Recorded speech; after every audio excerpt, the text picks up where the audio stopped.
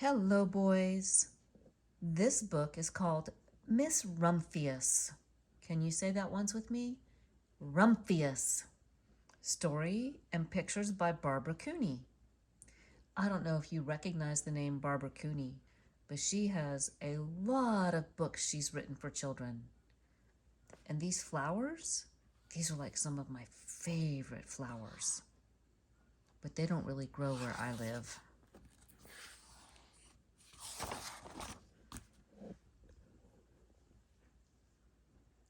The lupine lady lives in a small house overlooking the sea. In between the rocks around her house grow blue and purple and rose-colored flowers. The lupine lady is little and old, but she's not always been that way. I know. She's my great auntie, and she told me so. Once upon a time, she was a little girl named Alice. She lived in a city by the sea. From the front stoop of her house, she could see wharves, the fishing wharves, and the bristling masts of tall ships. This is what they mean by the bristling masts. Many years ago, her grandfather had come to America on a large sailing ship. Now he worked in the shop in the bottom of the house, making figureheads for the prows of ships and carving Indians out of wood to put in front of cigar stores. Do you know what the prow of a ship is? I think you should ask Mom and Dad. Alice's grandfather was an artist. He painted pictures, too, of sailing ships and places across the sea. When he was very busy, Alice helped him put the skies in his paintings. Goodness, that looks like a busy place. It looks like he's wood carving and she's painting. Look at all those tools that you can use for wood carving.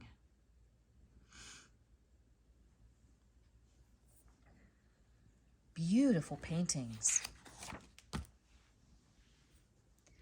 In the evening, Alice sat on her grandfather's knee and listened to his stories of faraway places. When he finished, Alice would say, "When I grow up, I too will go to faraway places, and when I grow old, I too will live beside the sea." "That is all very well, little Alice," said her grandfather, "but there is a third thing you must do." "What is that?" "You must do something to make the world more beautiful," said her grandfather. "All right," said Alice, but she did not know what that could be. In the meantime, Alice got up from her grandfather's knee, washed her face, and ate her porridge for breakfast. She went to school and came home and did her homework. And pretty soon, she was grown up.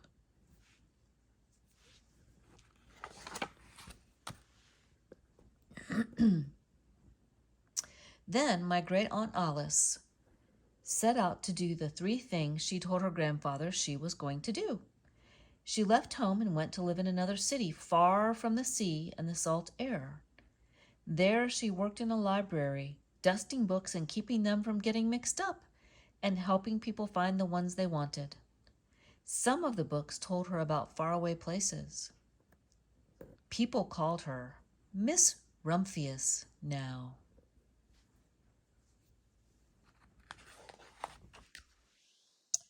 Sometimes she went to the conservatory. Ooh, this is a conservatory. Can you see that there's snow on the ground? And what does it look like is inside that building? Plants. Sometimes she went to the conservatory in the middle of the park. When she stepped inside on a wintry day, the warm, moist air wrapped itself around her, and the smell of sweet jasmine filled her nose. "Ah, this is almost like a tropical isle," said Miss Rumphius. But not quite. So Miss Rumphius went to a real tropical island where people kept cockatoos and monkeys as pets. She walked on long beaches, picking up beautiful shells. One day she met Baparaja, king of a fishing village. "You must be tired. Come to my house and rest." So Miss Rumphius went in and met the Baparaja's wife. The Baparaja himself fetched a green coconut and cut a slice off the top so Miss Rumphius could drink the coconut water inside. Before she left, the Baparaja gave her a beautiful mother-of-pearl shell on which he had painted a bird of paradise and the words, "You will always remain in my heart." Miss Rumphius said, "You will always remain in mine, too."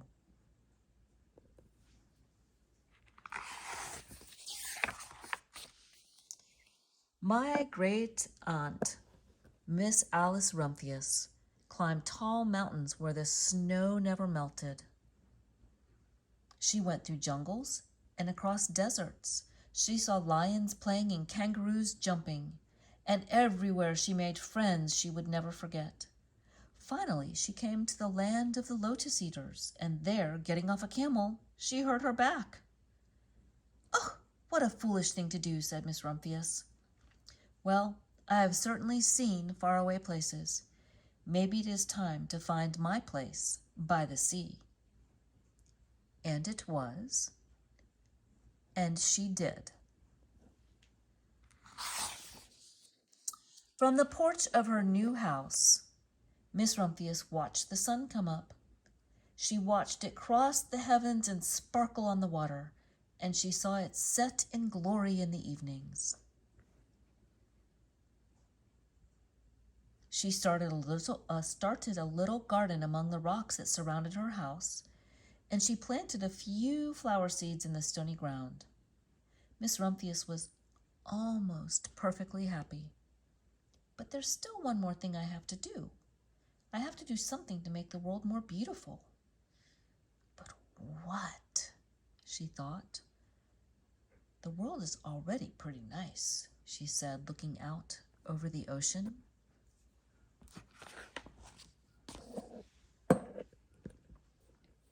The next spring, Miss Rumphius was not very well.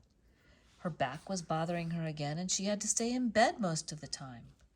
The flowers she had planted the summer before had come up and bloomed in spite of the stony ground. She could see some from her bedroom window, blue and purple and rose-colored. "Lupines," said Miss Rumphius with satisfaction. "I've always loved lupines the best. I wish I could plant more seeds this summer so that I could have more flowers next year." But she was not able to, and the cold winter came. And after a hard winter came the spring. Miss Rumphius was feeling much better, and now she could go on walks again. One afternoon, she started to go up and over the hill where she'd not been in a long time. "I don't believe my eyes," she cried when she got to the top. For there on the other side of the hill was a large patch of blue and purple and rose-colored lupines. "It was the wind," she said as she knelt by the flowers in delight. "It was the wind that brought the seeds from my garden here, and the birds surely must have helped." Then Miss Rumphius had a wonderful idea.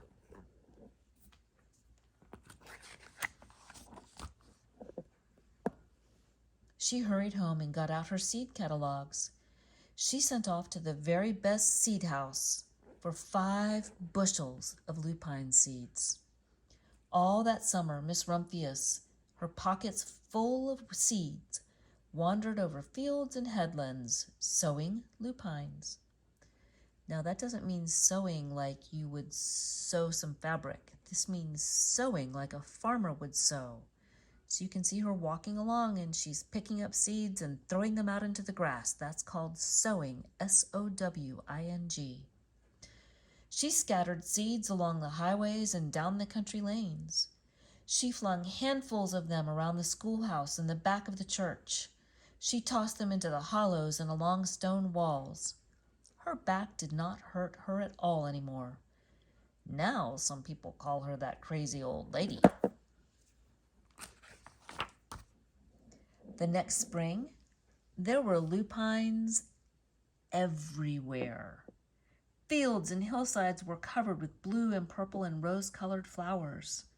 They bloomed along the highways, down the lanes. Bright patches lay by the schoolhouse and the back of the church. Down in the hollows and along the stone walls grew the beautiful flowers.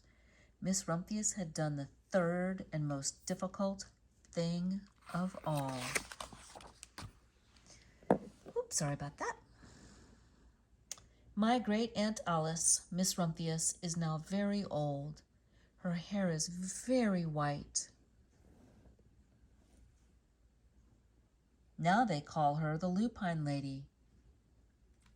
Sometimes my friends stand outside with me, curious to see the old lady who planted the fields of lupines. When she invites us in, they come slowly. They think she's the oldest woman in the world. And often she will tell us stories of faraway places. I tell her, when I grow up, Aunt Alice, I want to go to faraway places and come home to live by the sea. That is all very well, little Alice, but there's a third thing you must do. What is that? You must do something to make the world more beautiful.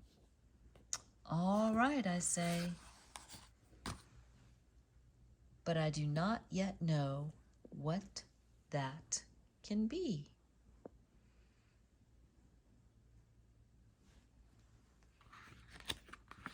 The end.